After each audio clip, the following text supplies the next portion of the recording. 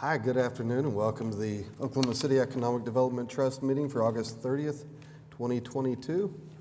We'll now call the meeting to order, which brings us to item 2 on the agenda, the approval of minutes for July 19th of 2022. Do we have any comments or questions on the minutes? If not, I can take a motion. We have a motion and a second. Please cast your votes.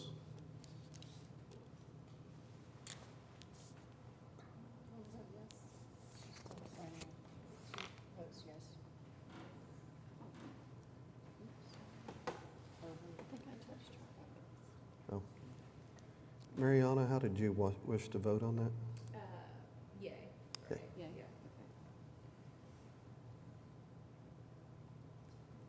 All right, the item passes.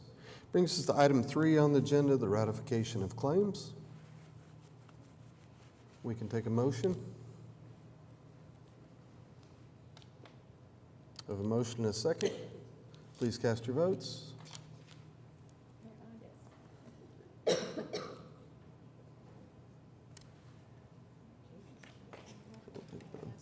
Mariana? We're good? Excellent. That item passes as well. Brings us to item 4 on the agenda. We'll start with item 4A, fiscal year 22 fourth quarter report from the Chamber. Mr. Sudel? Yes, Mr. Chairman.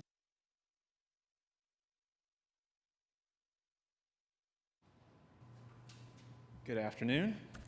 I just want to say thank you so much again for the opportunity to be in front of you and present some information about the fourth quarter activity with economic development. I feel like a little bit of a broken record, but I always like to thank this partnership and how symbolic it is around the relationship between the public and private sector to do economic development work.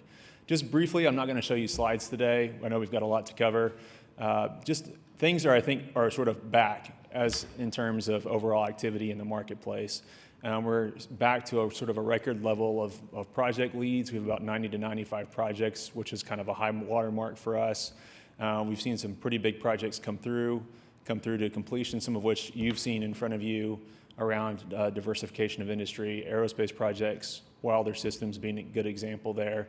A lot of warehouse manufacturing projects and even a smattering of office projects coming in. So really just everything pipeline is really strong right now. I think sort of the unknown for us on that front is what happens moving forward. I mean, I don't like to be Debbie Downer, but if the glass is sort of half full or empty, I don't know how you want to describe that.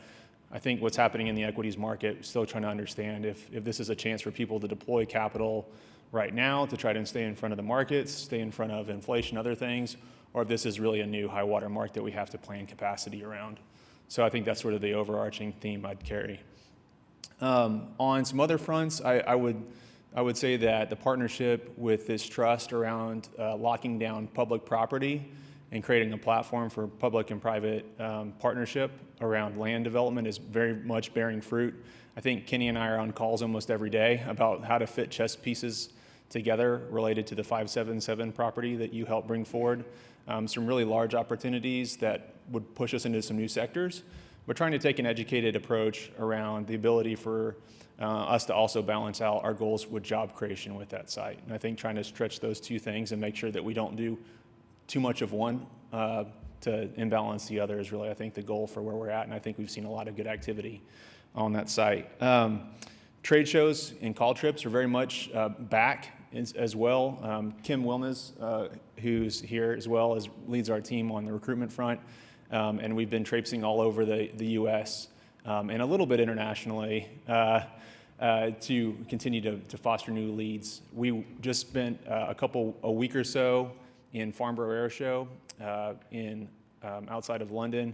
And part of that conversation is really around dealing with the companies that are already here in our market, getting in front of their CEOs and understanding what does it look like for their future here in Oklahoma City, and had several really good face-to-face conversations with C-suite leadership to say, what are your future plans? How can we help you from a facilities, land, and a people conversation? And so I think all is well right now. Outcomes-wise, we're about halfway through our year, and we're about halfway through our goals with jobs and capital investment, and just, again, really tickled with how the year's playing out, trying to look ahead into the fall and early next year to understand sort of how the market plays out. But happy to answer any questions. Any questions, comments? Yes, I have a couple of questions. Very excited about, I know when we were talking about approving this contract for this year, I was talking about the performance measurements, and really happy to see the success that you all have in a lot of core areas. I was just doing some comparison between that plan that you all have proposed and this current plan, and there were a couple of things that weren't included on here, specifically the impact in diverse communities. So I wanted to get an update on that area. Sure. And then tie that to the EY study. So I'll just give you an opportunity to respond. No, thank you for that opportunity. What I would say is, as an organization, we are very much in the process of implementing programming around DE&I, specifically through partnerships with Urban League and many other community partners. And I'm excited that we finally reached a point where we're ready to launch programming and not just talk about programming. Okay. Specifically on the economic development front, a lot of that is around supplier diversity, and have been really in the weeds with particularly the Alliance to think about the use of ARPA dollars to help corporate entities evaluate their internal corporate supplier diversity programs, and also stand up more capacity in the small business community. Also leadership, just sort of writ large in the diverse community, allowing and crafting space for more folks to be at more tables, to lead in community fronts, and also measuring data. What I would say is the change from a contractual perspective is, I'd kind of left that last year as more of an open hanging chat, hey, we're available to help when appropriate, and more about embedding it as a through line with a lot of other work. So I probably should have just candidly called that out more, but it's very much an embedded relationship, particularly with the Alliance around the use of ARPA dollars. Okay. So it's probably, candidly, it's probably a little bit of a miss, but it's still very much an embedded part of the overall program of work. Wonderful. And, being very familiar with the EY study, so there's opportunities, as you just pointed out, when it comes to entrepreneurship and small business ownership, but also workforce development. Very And much. when we talk about real estate development and land use, which I know that there's some activities here. So this is more so not a call out, but Yeah. you all are doing great work that I think that we need to discuss here. And so I just want to make sure that we're talking about the things that the Alliance is doing and that you all are doing, and where there are opportunities to do a little bit more. So. I think there's, to your point, ma'am, so much more intentionality, I think, about the team and the organization. Not only taking leadership, but being present. I think there's a lot for us to learn in some of these spaces, and there's a lot of other folks who are taking new leadership positions, and I want to just be at some of those tables. So thank you for making a point of that. Absolutely. Any other comments or questions? If not, we can take a motion to receive the report.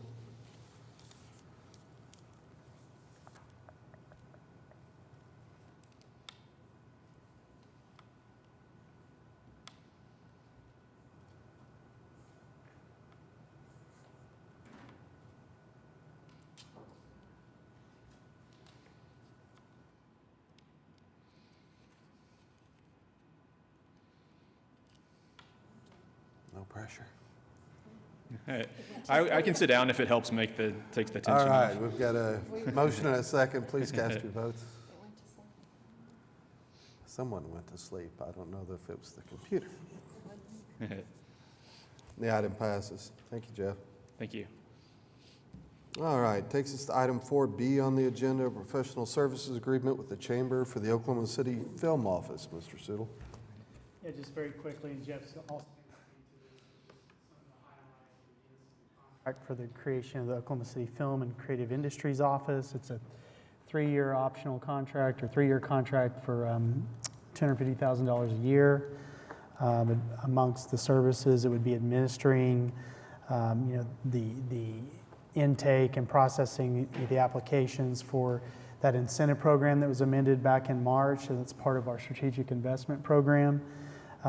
There's other services in there, things like recruiting and marketing of the film industry. So with that, I'll let Jeff kind of take it from there. Thanks, and I'm going to tag team this with Jill Simpson, who's been playing a role consulting and also is intended to be our segue in to help launch the film office. And I'll let Jill talk about her background here in a second. But Kenny, to your point, when we've looked out at the landscape, of our economic development program, we know that one of our roles here is to think about launching new sector growth, and particularly when it relates to where we're trying to drive being relevant in the 21st century. And so when we look at gaps and needs in the marketplace, but also opportunities, one of the things that I'm most excited about is creative industry and digital skills.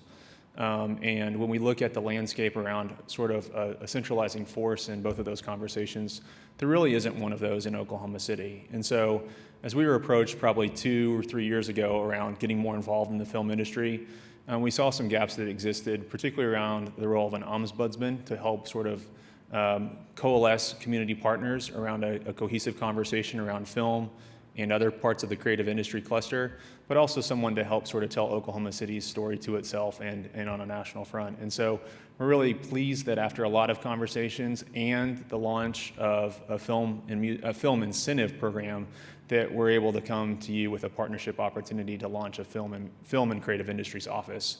And I'll let Jill talk more about the nuts and bolts. Hi, I'm Jill Simpson, and I served as the state film commissioner for 10 years, from 2004 to 2014.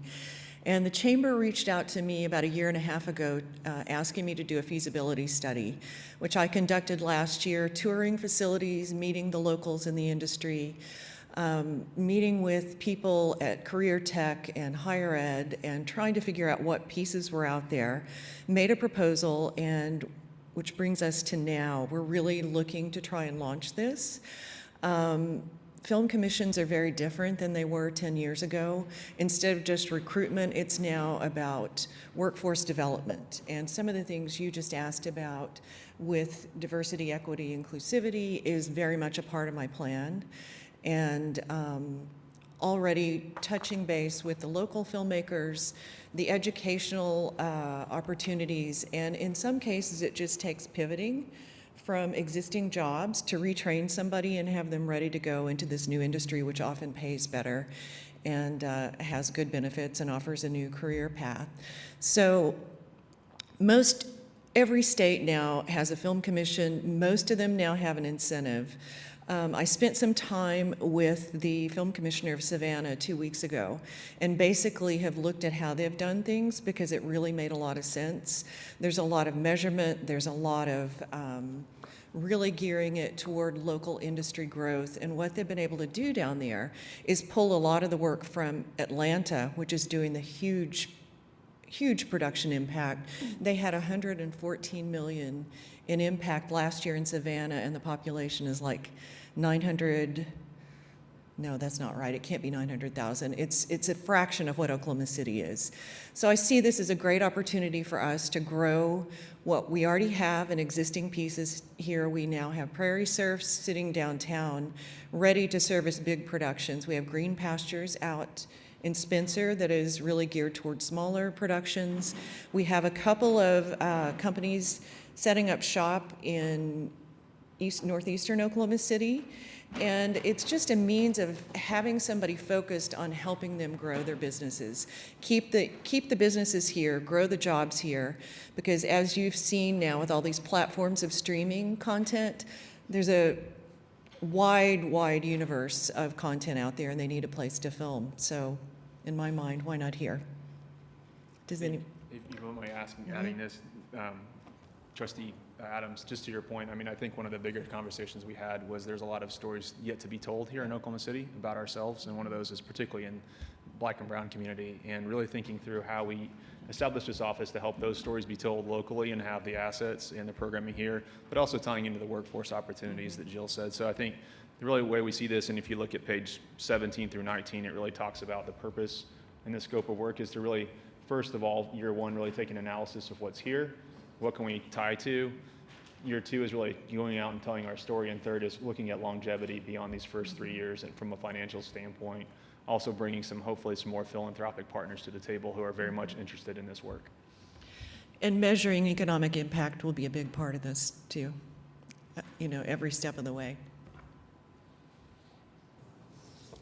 Thank you. Yes, ma'am. Jill, I'm thrilled that you're on board with this. Jeff, creative and digital industry is exciting for me, obviously, but it is all about performance and the metrics. I appreciate you reaching out to the Savannah area and looking at best practices and what we could do better as a city and take the lead in the state. Thank you. Oh, you're welcome. And I'll just add to that really quickly. There's a tool called Real Scout, which is basically a database for photos and crew and all of the resources. But I spent time with a group in Charlotte 2 weeks ago. That database has come so far, and I can input a vast amount of data that will help us track, not only after they've come in, but before they come in, what the potential is. So that's a big part of it. Any other comments, questions? There we go. Additionally, I was just going to include that I look forward to seeing the partnerships, just like we did with some other projects, and involving community partners and organization. That's going to be key, especially when we look at the level of budgets and things. I mean, that may not be something that some of our local community will be able to meet some of those, but in a way to still tell and work with filmmakers that are diverse and inclusive. I'm excited to see that partnership so that we can expand these opportunities to as many people and backgrounds and communities to tell those stories. So I appreciate the partnerships. We've found just in general that and this is, I mean, you kind of taught me this, is that the film community, is just diverse in and of itself, and it's a place to bring a lot of people with interesting backgrounds and ideas to the table. And I know passion in some of the Hispanic female businesses that we've talked about a little bit on the filmmaker side. I think we're really excited about quickly diving into some of that work.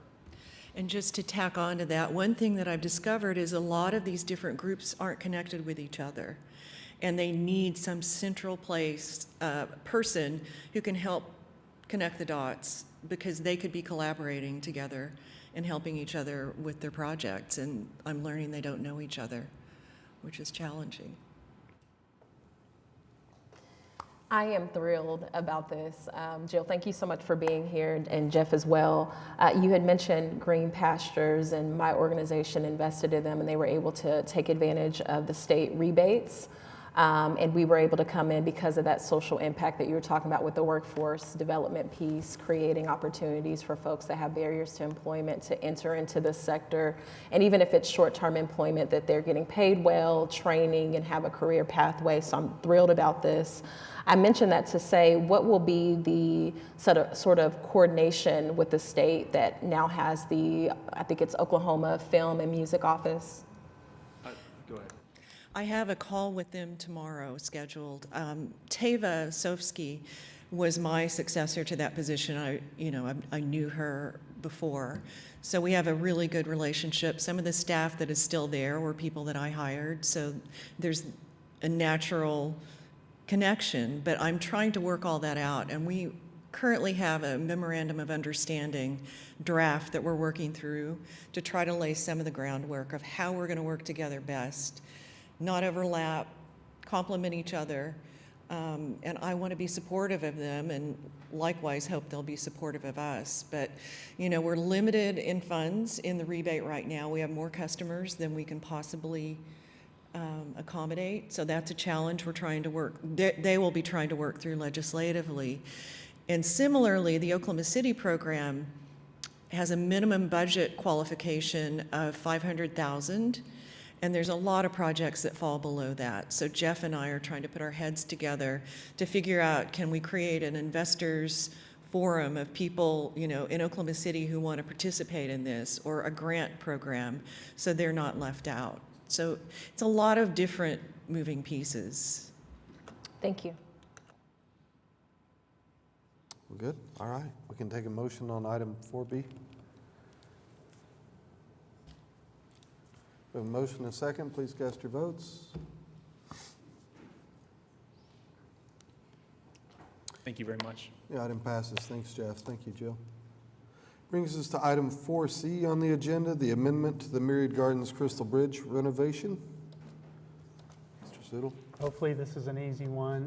This is a previously approved project that, as we got into it, discovered there were some leaks. This was the renovation over at the Myriad Gardens of the Crystal Bridge. And so this is just a small amendment of $5,900 so that we can get some additional A&E work to try to figure out how to mitigate those leaks.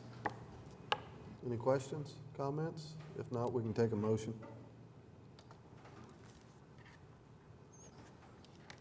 Please cast your votes.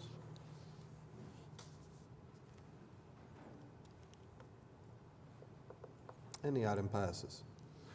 Brings us to item 4D on the agenda, amendment to the Village Teresa Economic Development Agreement. Mr. Siddle. Yes, sir. So this was an agreement back from 2021, and just what's happened here is there's been some delays due to COVID and I think supply chain, some other things. But really what the original agreement had two limits. It had a percentage and also a cap, a hard cap. So the hard caps would not be changing, but in order to be able to provide the same level of incentives, because there'd be less time, and this is a TIF 2 project, we need to raise the percentages. So this is really something we're trying to do to continue to help this project to move along. And again, it would not raise the total amount caps, but just the percentages.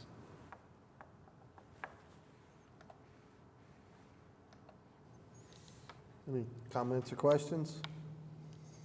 If not, we can take a motion on 4D. Please cast your vote. That item passes as well. Brings us to item 4E on the agenda, acceptance of a corrected quitclaim deed from Odot. Mr. Sudel. Okay, so we had a variety, the city had a variety of properties that were old Odot rights-of-way, and had some issues with the legal descriptions on the deeds. These are the ones that are owned by OCEDT, so there were others that went back through the city, but those corrections had to be made. And so this is just trying to administratively fix those issues so that OCEDT can take possession of the properties. Any questions? Nope. If not, I'll take a motion. We have a motion and a second. Please vote.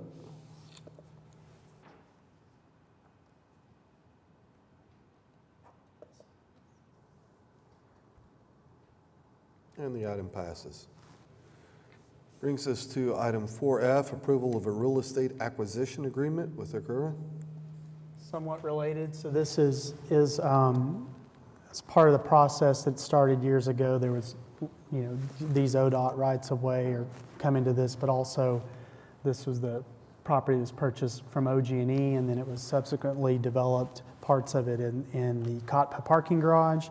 This piece here is the part that's actually for the private development that will be going there, Boulevard Place. So this is just continuing down that process of transferring the property from EDT to Acura. And then Acura will, once this project closes, the funds will be returned back to OCEDT. A portion of that will be used to reimburse MAPS, and a portion, if you recall, there was a loan to help that was part of the original purchase of the total property from OG&E. So if any other questions, we'd be happy to answer them, but that's essentially just one more step in that process. All right, if there's no questions, we've taken a motion on item 4F. We have a motion and a second. Please cast your votes. And the item has passed. Brings us to item 4G, a resolution rescinding approval on the Creston Park Affordable Housing Project. Mr. Siddle. Yes, I'll talk a little bit about this item G and then also item H. So if you'll recall, there was a July 20th, 2021 joint resolution that approved a TIF allocation for this project, which was with the Housing Authority. Subsequently, there were some requests made at council to change some things in the agreement, which mainly were making sure that the developer comply with all federal regulations, making sure that there's reporting being done, and that a website was created providing information for relocation of anyone affected by this development, because it is removing an old housing authority project and redeveloping into new and additional units. So because that change was made at council, we need to come back and rescind the original allocation and then redo it. So basically, item G rescinds, item H redoes it. None of the other terms change. It's just adding these requirements that were requested by City Council, these reporting requirements and compliance requirements. So again, G is the rescinding of that original resolution. Any comments or questions on the changes? If not, we can take a motion on item 4G.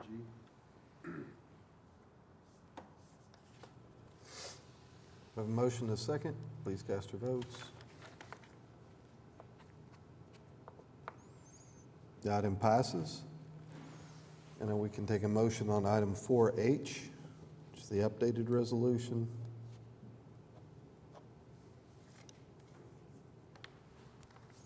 We have a motion and a second. Please vote. That item passes as well. Brings us to item 4I on the agenda,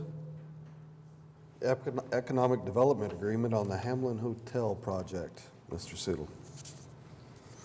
Yes, sir. So this is a project that we had previously approved TIF allocation on out of TIF 9, and this is the Hamlin Hotel.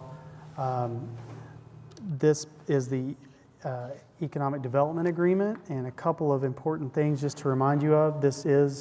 We are providing this incentive up front, and as part of that incentive, part of providing it up front, we would also have to borrow those funds from Gold. In order to protect ourselves, there is a completion guarantee included as well from the developers individually. And this is one we also talked about last time, that looking at the minimum tax payments and what we estimate, that would fall a little bit short of the total amount of the incentive, but as part of making that up, there is a loan included for the difference with the developers, and the terms are included in this agreement, that they would pay back over time, beginning at the end of when the TIF expires. There is a change that's needed when we were going through this, so I want to turn it over to Joanna to walk through that. Yeah, I wanted to let you know that during negotiation of the agreement, the developer commented on wanting to have some flexibility to add some suites. So originally, the expectation was 77 rooms. We've amended that to be 70 rooms to allow them that flexibility to maybe add some suites into the concept. The total allocation doesn't change, the total expected cost does not change, and nor does the expected payback that Kenny talked about change. So I would ask that maybe somebody make a motion on the floor to amend that in the EDA. I think the Economic Development Agreement, wherever it references 77 rooms, needs to reference 70 rooms. And so at first, I'd make a motion to amend that agreement to replace 77 rooms with 70 rooms. All right, we have a motion. Do we have a second?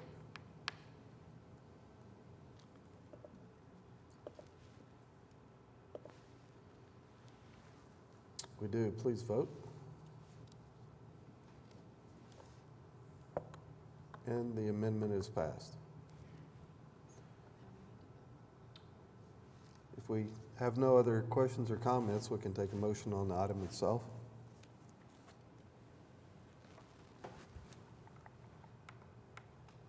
We have a motion and a second. Please vote.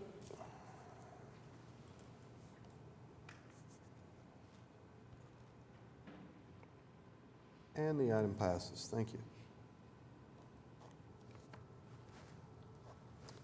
All right, it brings us to item 4J on the agenda, the joint resolution for a $2 million allocation of Gold Affordable Housing Funds for the Fairground Flats project. Yes, Mr. Chairman, so very quickly, again, $2 million allocation. This would be provided upon completion in the form of a forgivable low-interest loan. I believe Bridget Hiltz is here to give us a little bit more information about this, but it's an exciting project, over 200 affordable housing units, and it's at the corner of General Pershing and May Avenue, so therefore we're referring to this as the Fairgrounds Flats. So Bridget, take it away. Hi, I'm Bridget Hiltz. I'm TWG's Director of Development Operations. To give you a little information about TWG, we are a nationwide developer. We have both an affordable arm, which is our bread and butter. We've been doing that since 2007. It started out as a family-run business, and then we've expanded into 18 states with over 1,000 units and $2 billion in total development costs. So we are a full service, we're vertically integrated in order for that success of the property. So we have construction, property management, and design in-house with our development team. So today I'm here for Fairground Flats. Like you said, this is just west of downtown Midtown. This will be all 60% AMI units. We were awarded tax credits last year. We actually just, I got word here a couple hours ago that our building permits have been approved. So we have been moving forward with this, just unfortunately due to cost escalations and interest rates, we just have a little bit of a gap to fill. So these will be great units, 1, 2, and 3 bedrooms, average square feet, 1 bedroom, 700 square feet, 2, 950 square feet, and 3, 1,200. And then the rents ranging from 1 bedrooms at $863 to 3 bedrooms, $1,197. All Energy Star appliances, green, LED lighting, programmable thermostats, clubhouse with storm shelter. We do have on-site management, fitness center, business center, pool, and playground. So these are our sources and uses. It's about $47 million. Raymond James is our tax credit equity partner. Citibank, Perm Financing, and Bank of Oklahoma is doing our construction financing. And due to construction cost increase and the rising interest rates, that's why we're here today. We're excited to be in Oklahoma. This will be our second project here in the state. We are finishing the rehab of Hillcrest Green Apartments. Those were 96 units that we submitted for LIHTC credits last year. We're about finished with those. So we've been moving forward with this project and look forward to completing. If you have any questions, let me know. So TWG's been here since 2007, or been in business since 2007. This is the second project you're doing in the state of Oklahoma. Where's Hillcrest Greens located? It is located really close to the airport. Okay. It's 74th, right next to the Walmart up there. If we want to take a look at it, is something we could see online, or would we have to go out and visit? We'll be taking pictures and updating the website once we're completely finished, but anytime you want to swing by, we can definitely schedule that. Okay, thank you.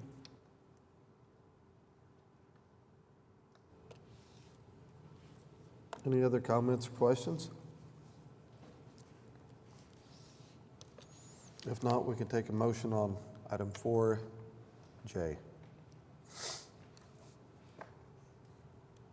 We have a motion and a second. Please cast your votes. And the item passes. Thank you so much for having me here today. Thank you. All right, next up is item 4K, a joint resolution for a $2,010,000 allocation of TIF 2 funds for an Aquit sewer line project. Mr. Siddle?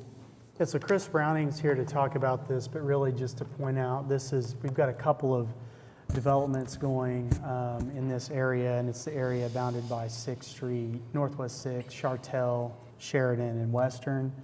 And it's really, they're going to put some strain on our utility system. So Chris is going to talk, this is something we've been working with him and the city manager on to try to come up with a solution. There's some legal reasons that they can't use ratepayer funds. So we think this is a really good solution to put some infrastructure dollars in to help support these developments and the other existing folks in the area. So Chris, take it away. Any questions? So I'm Chris Browning. I'm the Utilities Director for Oklahoma City. This area was generally a very low density area when it was built years and years and years ago. Sewers are very shallow and very flat. This whole area is very flat, so they are currently at capacity. There are a couple of redevelopment projects ongoing now. One's under construction, one's under design, and the sewers just will not handle the redevelopment in the area. So as Kenny said, it's bounded on the north by 6th, on the south by Main, on the east side by Chartel, and on the west side by Western. And so the plan is to lower all the lines that you see there in yellow so that we can increase the capacity and manage the redevelopment in that area.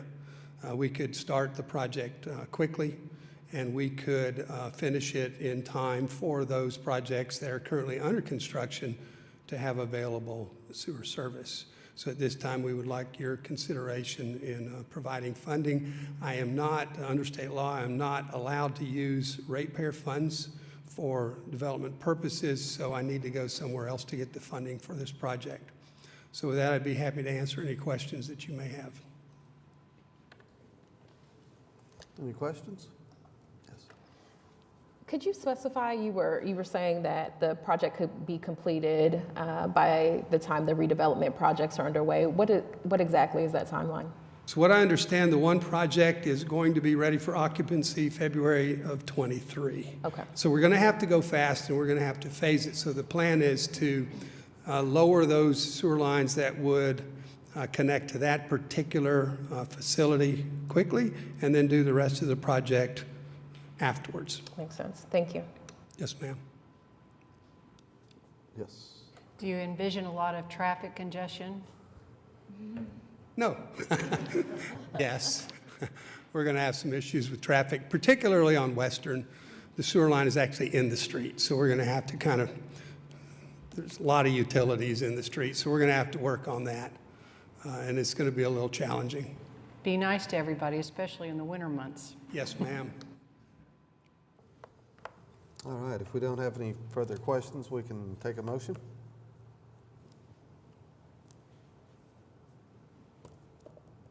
A motion is second, please vote.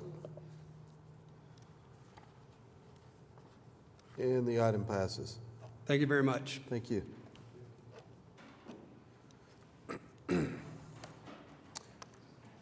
All right, that brings us to item 4L on the agenda, a joint resolution for a $1,080,000 allocation of TIF 2 funds for the Citizen Mixed Use Office Tower. Mr. Siddle. Yes, sir. So this is, we have a project that's a mixed-use 12-story building going in on Northwest 5th and Robinson. This would be a request for an allocation of up to $1,080,000 from TIF 2. This would be a pay-as-you-go type project, and Sean Donahue is here to give us a little bit more information on this. All right, thank you. Hi, everyone. I'm Sean Donahue, here with Genevieve Quick, and together we're the development and project managers for this project for JRB Citizen LLC. This is kind of the second phase of the Journal Record Building redevelopment, which we started back in 2015 through the help of the Economic Development Trust, and that was a great success in our eyes. That building's fully leased, and we're now moving on to develop what we held off as a future development parcel there in front of the parking garage that we built. And so the Citizen is about 160,000 square foot, 12-story high-rise building. It is a mixed-use building, mostly office, but we'll have a pretty significant hospitality, restaurant, retail, and hospitality component on the lower 3 floors. We are about 75% pre-leased. We've got a significant portion of the project ownership is a tenant in the building.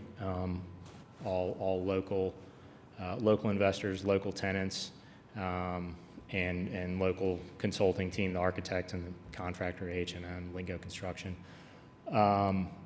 We're in for building permit on the DDRC agenda for a couple weeks from now, and on track to break ground in December, with completion in second quarter of 2024. A couple of quick views of the project. There across from the memorial. We'll have a direct connection to the parking garage, the adjacent parking garage on a couple of floors. You can see those highlighted multicolored floors are our hospitality and retail activation, which we're kind of still working through, and programming and office above. Our sources and uses, as Kenny said, it's about a $70 million project.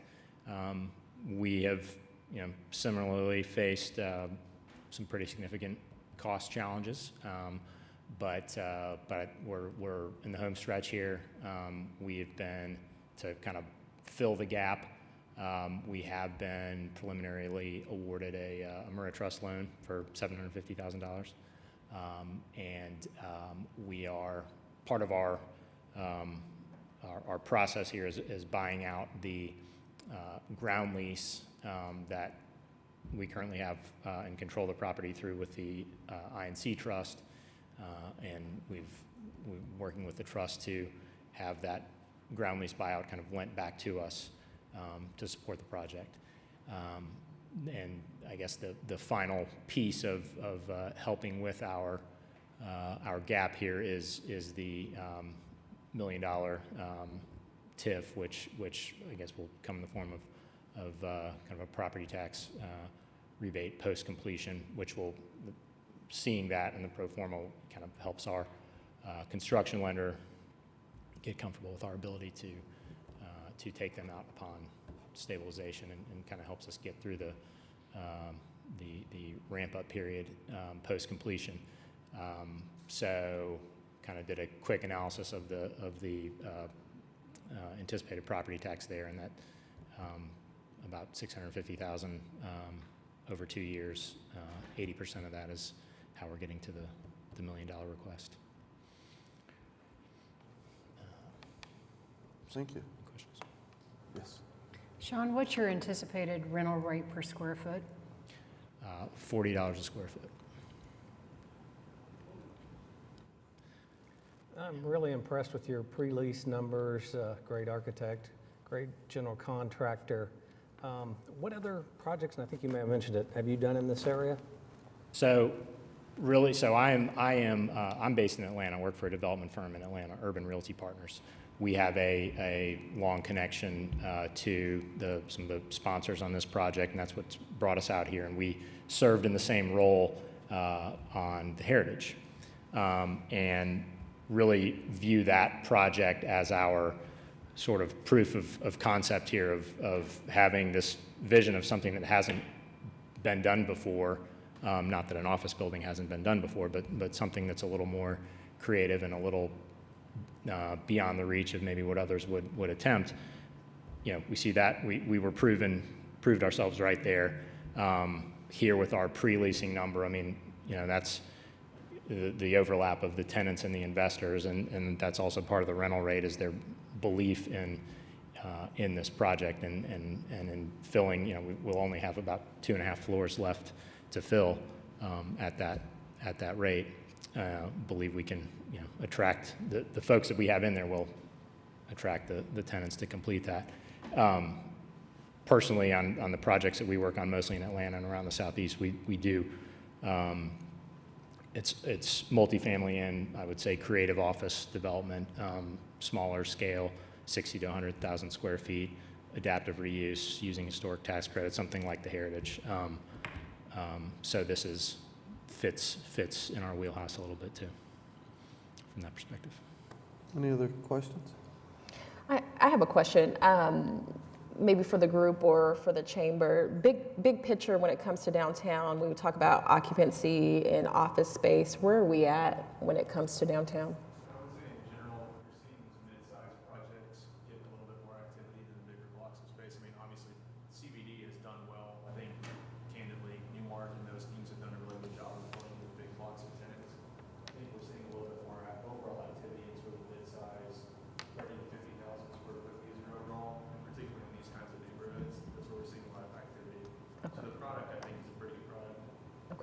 Do we have an average so far as like rates?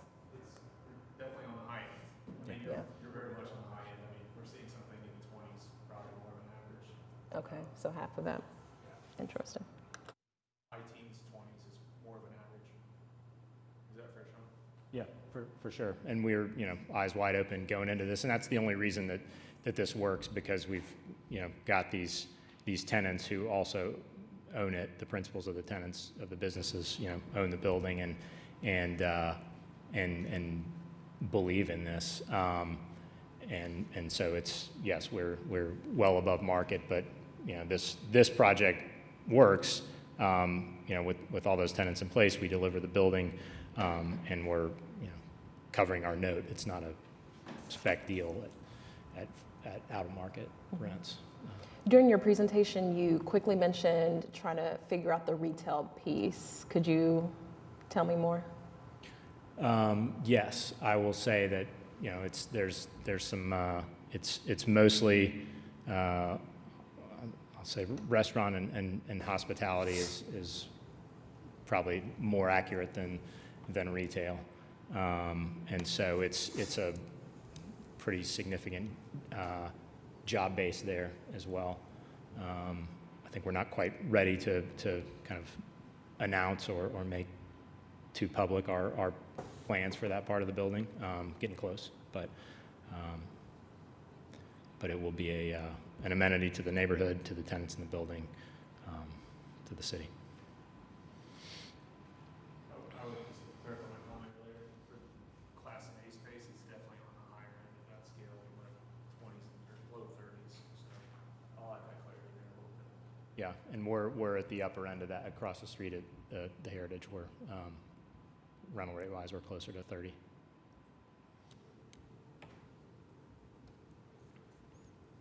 Any other questions or comments? If not, we can take a motion.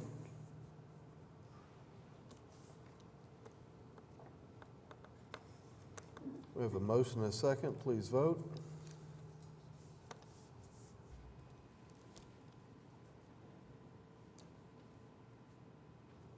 And the item passes.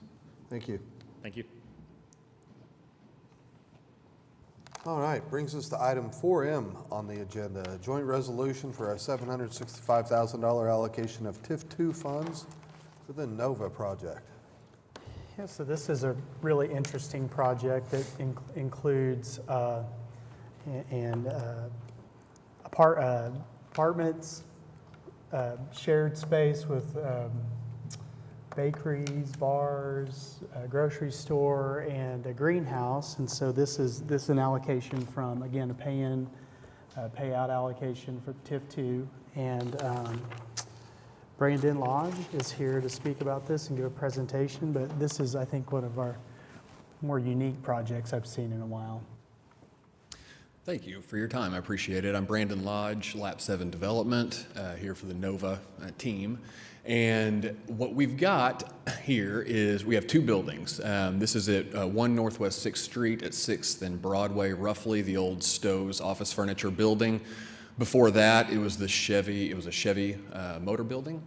And the south building that you see there, the big 3-story brick building, is a historic building that we are doing historic tax credits with, doing the renovations on that. The building to the north across the alley that fronts 7th Street is not historic. It's just a nondescript warehouse building. And I'll try to tell you a little bit about what we're doing here. There's kind of a lot going on. The first floor, as you can see, is about 19,000 square feet. We have partnered with Urban Agrarian to bring them in here, and they will occupy and operate about half of that square footage, doing the concept that they do now in the Farmers Market District downtown and in their downtown Edmond location as well, sourcing produce and meats and cheeses from local farmers around the city and bringing those here for the people who live in the city. So they will operate about half of that. In the other half, it will be operated by individual small local tenants. The idea of the whole project is to bring a full-service grocery experience to downtown Oklahoma City, which is a challenge. Grocery in really any regard is a challenge. They operate on razor-thin margins. And so to do that, to bring them into a highly dense residential area of downtown, a place that's walkable for a lot of doors, we had to get creative with the model. And so having Urban Agrarian take up about half of that square footage and pay what they can pay, with the rest of it, we can bring in individual operators. So for instance, a small bakery, when you go into an uptown grocery store or a Super Target or Walmart or whatever, you walk right by the bakery. Instead of asking Urban Agrarian to go outside of what they do, we're gonna bring in an independent baker that is going to do that. That's their business, and they're the bakery, and we've got 1,000 square feet carved out for them to do their baking operation there. We'll do the same thing with a coffee shop, with a couple of counter service food tenants in there as well, and a full bar. All of this, the entire concept will be open, no walls separating anything. It'll feel like a cohesive entity and project. But by bringing in individual small operators, we enhance the resiliency of the project and enable it to really function from a financial perspective. And we'll talk a little bit more about that because it's kind of confusing. We have some more slides. The second, well, can we stay on that one real quick? On the second and third floor of the brick building there, the Chevy building, we're doing loft apartment units. We have 20 of them, 10 on each floor. The north building, the warehouse building, will be for parking, covered secured parking. Each resident in the 20 units will have a reserved parking space. And then on top of that, we've got a 10,000 plus square foot greenhouse, hydroponic, that'll grow lettuce, tomatoes, microgreens, things like that. They'll be distributed through various outlets, but one of the outlets will definitely be the Urban Agrarian. And so you'll be able to go into the Urban Agrarian, and as you're shopping, you'll be able to pick up produce that was grown right there on that roof.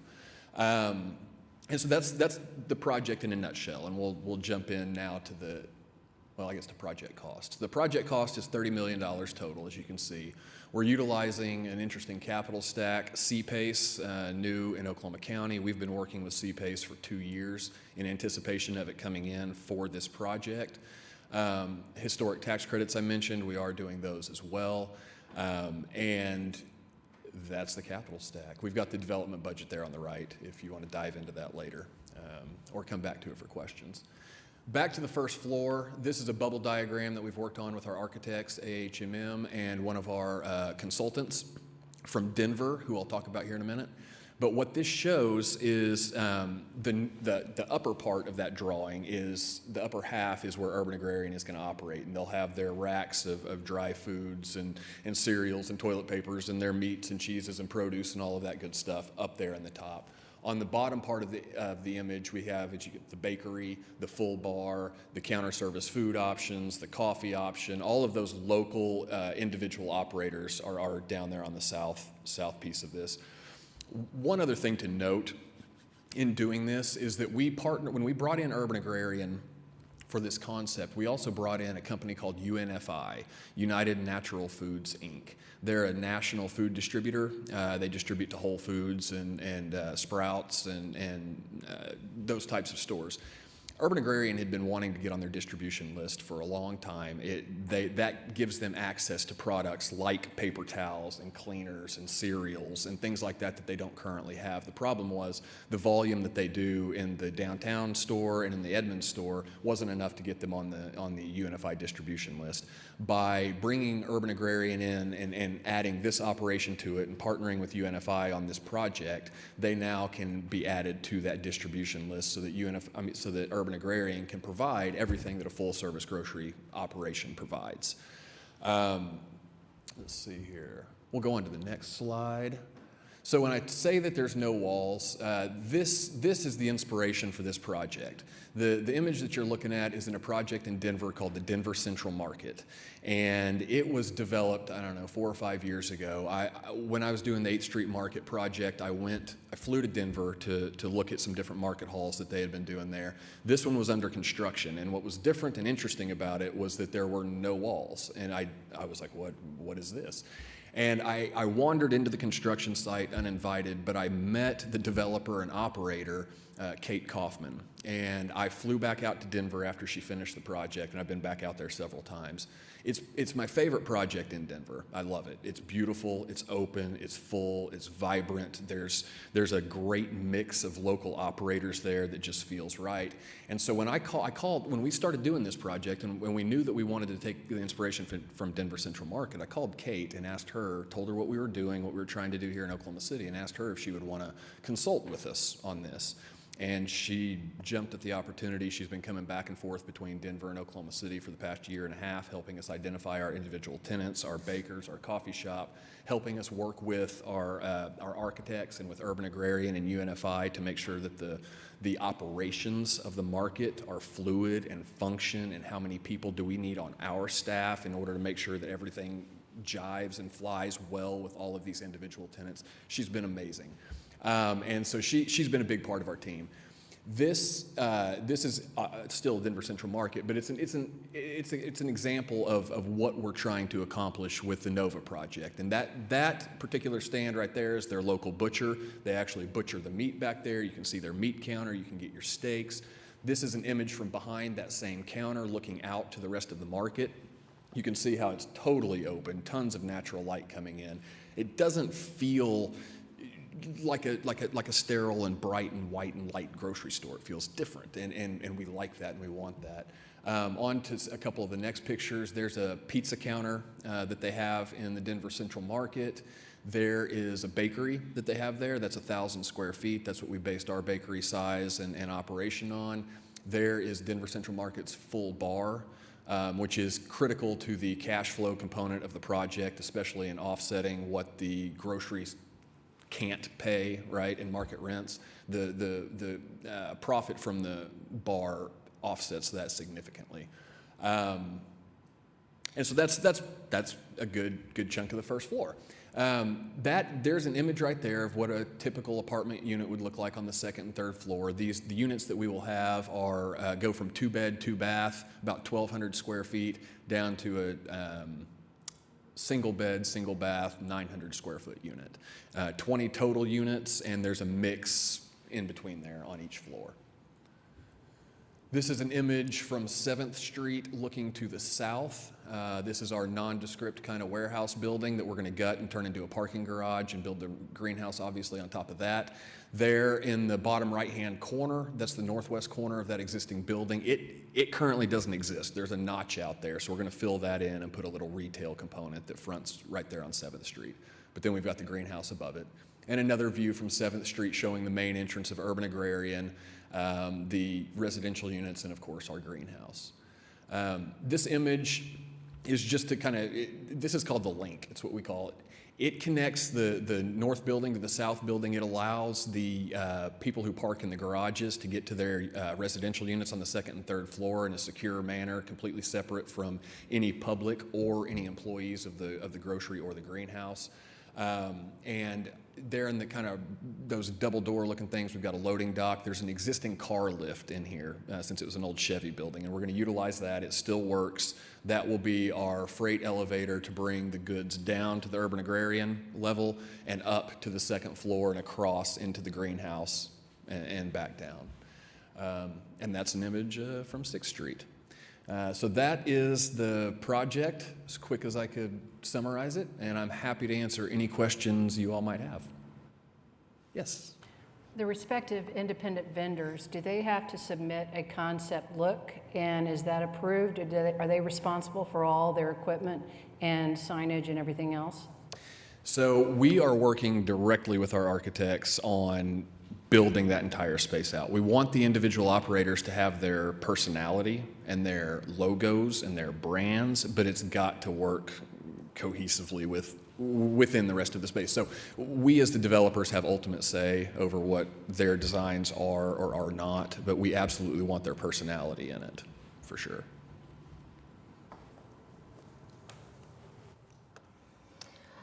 So obviously you have the grocer. Do you have any other tenants at this time?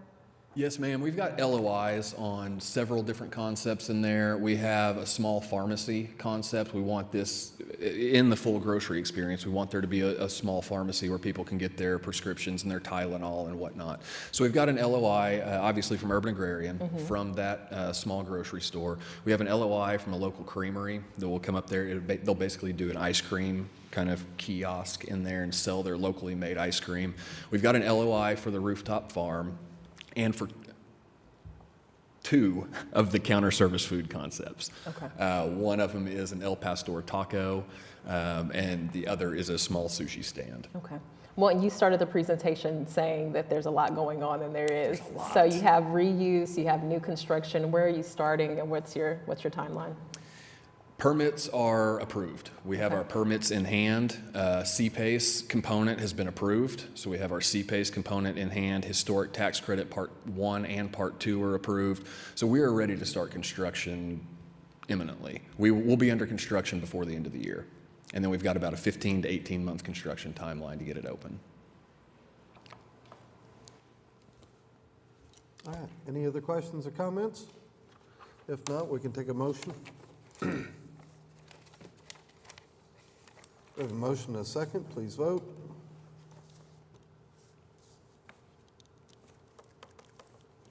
And the item passes. Thank you. Thank you for your time. Appreciate it. All right, brings us to item 4N on the agenda, a joint resolution for a $16 million allocation of TIF 2 funds for the Strawberry Fields Infrastructure Project.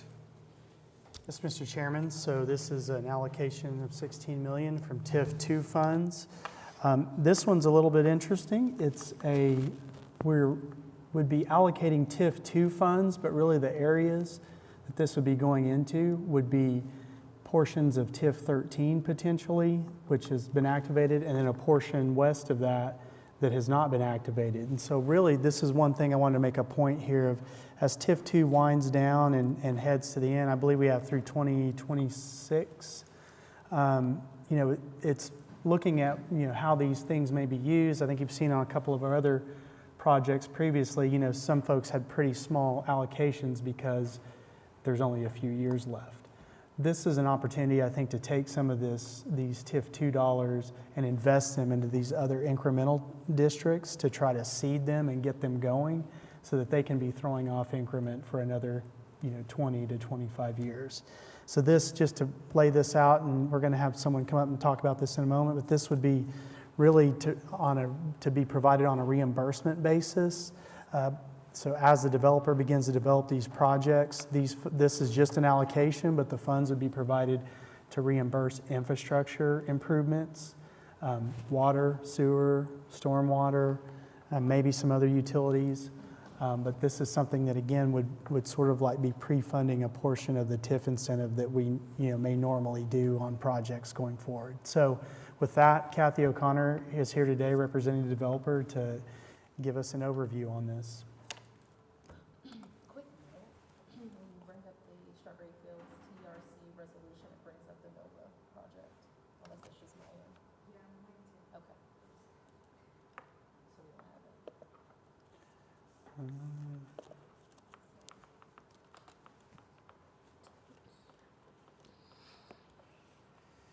Are you talking about on the?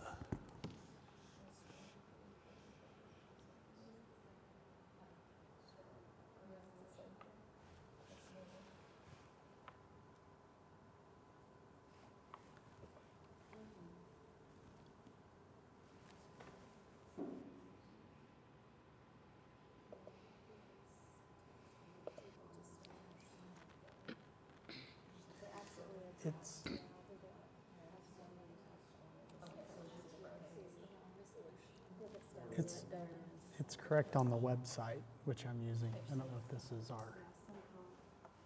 That's what went to the TRC. Is the joint resolution on there? Yes. Yeah, that's the attachment.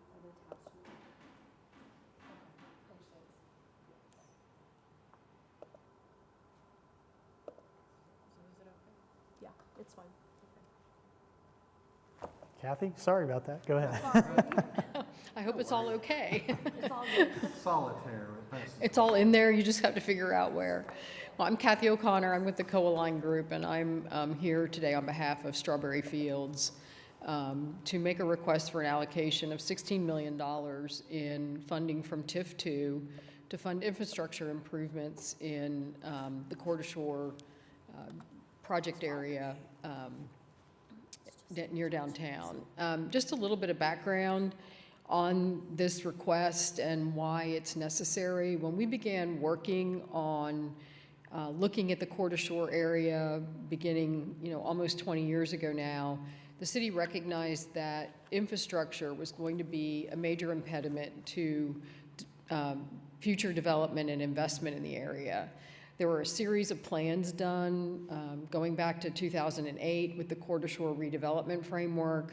The next step of that was a ULI study that was called Implementing a Bold Vision.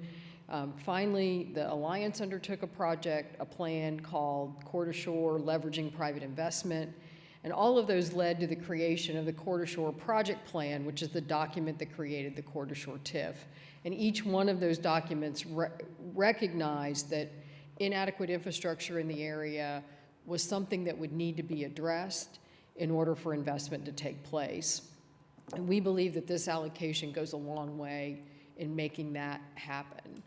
Go to the next slide. Area that we're talking about, it's west of Scissortail Park. The green is what we're going to talk about mostly today, which is phase 1. We've identified 4 projects that we would like to get started on immediately to help jumpstart development in this area. Phase 2 is in yellow and phase 3 is in the red. As I've talked to some of you already about this project, but as we look at it, we may need to break phase 2 and 3 into smaller pieces. As those development projects come forward, there may be a phase 2A or 2B in order to get that infrastructure built in the right sequence.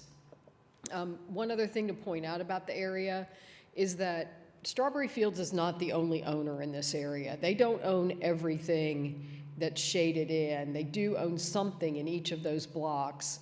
But for example, in Block 16, they don't own any property.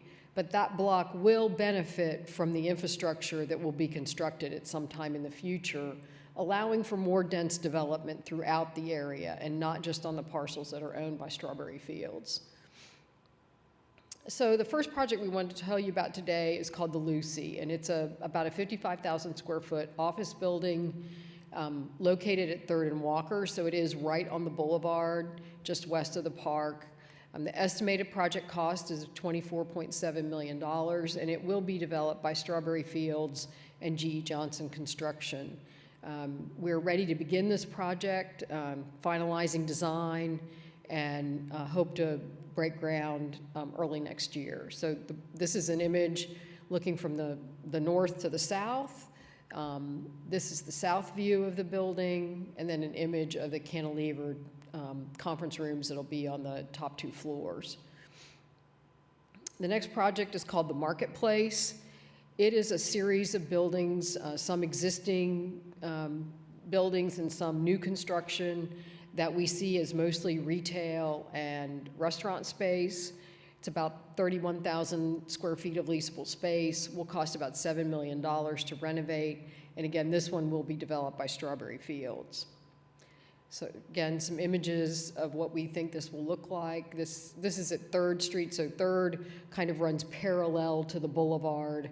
And we see, some breweries, bars, restaurants, a very active street scene to kind of complement what's going on at Scissortail Park.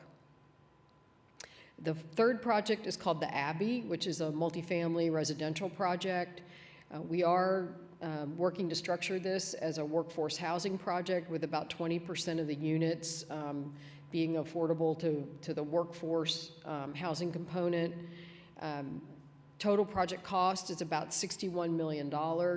And this project will be developed by the Annex Group, which is a multifamily developer out of Indianapolis that has been working with Strawberry Fields for actually a couple of years now to find a site and have some reassurance that the infrastructure would be available. An image of this project. And then finally, We're also looking at a condominium project at Southwest 6th and Dewey, about 10 units of for sale condominiums, project cost of about $11 million. Here's an image of that project. One of the things I wanted to kind of go over a little bit is that in addition to all the plans and studies that the city has done, Strawberry Fields also undertook a master plan of the area to try to figure out what is the area's development potential as far as investment, types of product that could be supported in the area. This is just kind of a block drawing of what that master plan looked like. Go to the next slide. And then this slide shows a little bit more about the density and the scale of the projects that could be achieved in Strawberry Fields. The city's downtown development framework, the DDRC requirements, and then the policy document that was adopted as a part of the Quarter Shore TIF all spell out high-density, multi-story buildings throughout this area, with the highest density along Scissortail Park and the Boulevard, with buildings of 7 to 15 stories, pretty much at a minimum. So we know that that type of development is not possible without substantial upgrades to the infrastructure in this area, which in the past was single-family homes and light industrial kinds of uses. This is a development summary that's from that master plan. It had a slightly different phasing structure than what we talked about today. So a portion of what we're talking about as phase 1 is included in this $191 million that was in the master plan. But I just wanted to show you this so that you could see the mix of uses: office, residential, retail. There will have to be structured parking, and then some additional, then the infrastructure costs. This level of development, $1.5 billion, would generate a total increment over the life of the TIF districts that would be created of about $263 million. And these are on calculations that were done a few months ago before we began seeing a lot of inflation in construction materials. So the table at the bottom of the page is an outline of the infrastructure that we're talking about. And again, as Kenny mentioned, it's the below-grade infrastructure. So it's water, sewer, storm sewer. There's a natural gas line that will need to be relocated. The most significant category is storm sewer. There are flooding issues in the area that will need to be addressed. So about $8 million of the 16 is for storm sewer improvements. Just to go back through some of summarize the presentation, the phase 1 investment totals that you saw today totals about $104 million. It should create an annual increment of about $1.2 million. So even with this first phase, the increment that's generated is $30 million, which more than supports the $16 million that we're asking for. All of these projects are ready to begin, are ready to finalize the plans and get ready for construction. We do hope to begin construction in 2023 on all of these. So we're very much ready to go and see this as an important part of making the investment happen in Quarter Shore. Again, the projects would be phased. The money would be provided on a reimbursement basis. So Strawberry Fields would build the infrastructure and then the TIF would reimburse them. So Strawberry Fields is taking on a fairly significant financial risk to make this project happen. So with that, we'll be glad to answer any questions. Kenny, I have a question to you, if you don't mind, and I may say this wrong, but you talked about the increment coming from District Number 2, and I think it was your word to seed that project, the project area. And what I'm trying to understand and struggling with a little bit is when we do that, is that a model that we've used before, or is this the first time we've ever done anything like this? You might help me answer I may that. know where. I mean, I think, we definitely, this is probably a little unique seating. We have done a form of this before where we've borrowed funds, put things into projects. What I feel like maybe is the uniqueness of this is really doing a broader infrastructure improvement, which is, you mentioned the Quarter Shore policy document. That's one of the objectives in there, was about upgrading public infrastructure to facilitate public and private investment. And so I think it's a little bit unique in that we're sort of looking at this as we start heading towards the end of life on a TIF, and having the opportunity to kind of seed and jumpstart this other TIF, increment area, and then in turn hoping that creates this impetus for more private development, which lets us just continue doing other things, this body with future TIF dollars. So I would say there's probably some example out there that's similar.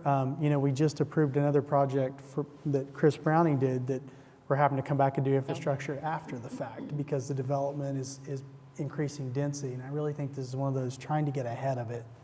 Okay, thank you. And that one, you haven't tied it to any specific project. The 4th and Chartel project that's underway has already received a TIF allocation, and there's future development that may happen that may need its own TIF allocation. So that's a real similar example. I would say, if you want, my view of history, when we started with TIF 2, we went out and borrowed money. The city, had notes, and they put the money into these projects pretty much up front. Maywood is probably one good example of where we did quite a bit of infrastructure, thinking that the brownstones would happen. They didn't take off the way we thought they would, but other projects benefited from those infrastructure improvements. The other one is the Devon TIF and the improvements for Project 180. That was all infrastructure. It wasn't tied to any future development besides this desire by Devon to build a world-class downtown. And as we got into it, we realized we needed to replace everything under the streets too. So I think that $126 million in infrastructure might be the most similar thing that the city's undertaken. I also would say I feel comfortable with this, and obviously we'll be coming back with, the EDA, but it's a reimbursement basis, so if the development doesn't happen, we don't spend the dollars. And also Joanna's very careful to put that, phrase, subject to availability of funds, so that's also kind of a little bit of a timing cap, as our TIF, heads towards the end of its life, so. All right, any other questions or comments? If not, we can take a motion on item 4N. We have a motion and a second. Please vote.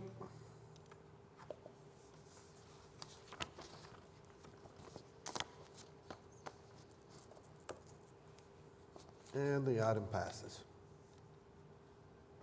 Thank you, Kathy. Thank you. Brings us to item 5 on the agenda, General Manager's Report. Mr. Sudol.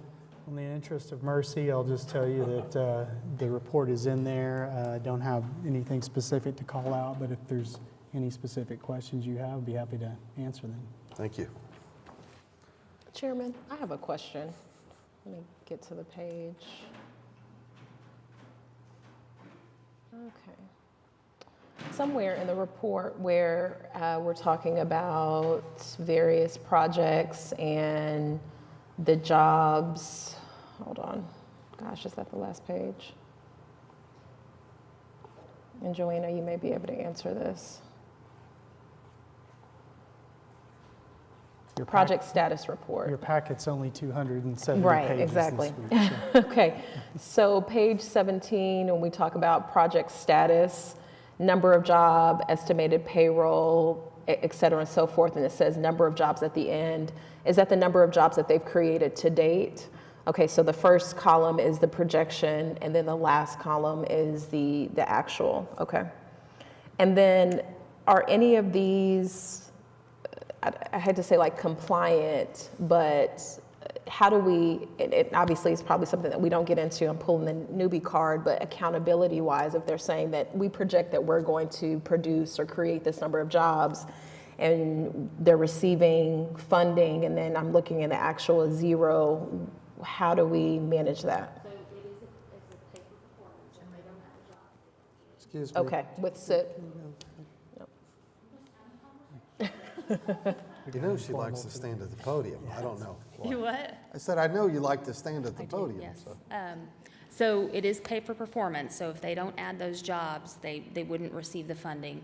But yes, I have plans to do a full compliance review and kind of tie up some of those loose ends, because that's something I haven't been able to do. Okay. But I do have plans to go through and really do a hard review on all of those contracts and see where they stand. And there are some of them that are frankly just going to be out of compliance, and it's time for us to terminate them. So Okay. we'll just we'll be looking through that over the next, 6, 8, 9 months. Okay, because the payments to date means the payments that we have issued to them, I'm assuming. So some of them have been paid. For example, BNSF, jobs projected 1,321. It says payments to date 23.5 million, number of jobs 0. Okay, so that is a specific project that Okay, I I'm need to getting get in the you some weeds. information on. Okay, Yeah. okay. That's helpful just to understand how these reports work. All right. There have been several on this list that have been forever, so it is time to clean Yes, it up. I agree.